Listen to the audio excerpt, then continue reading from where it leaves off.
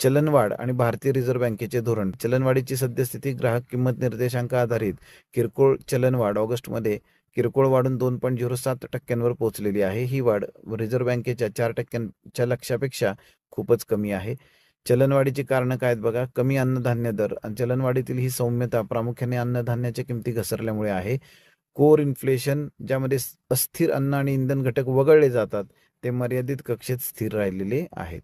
Monetary policy committee आणि चलनवाढ लक्षीकरण, म्हणजे ज्याला आपण इन्फ्लेशन टार्गेटिंग म्हणतो. मॉनिटरी पॉलिसी कमिटी आणि इन्फ्लेशन टार्गेटिंग सध्याचे फ्रेमवर्क ऑगस्ट 2016 पासून MPCला किरकोळ चलनवाढ 4% ठेवण्याचे लक्ष दिले आहे, ज्यामध्ये ±2% सहनशीलता मर्यादा आहे. म्हणजेच 2% ते 6% दरम्यान.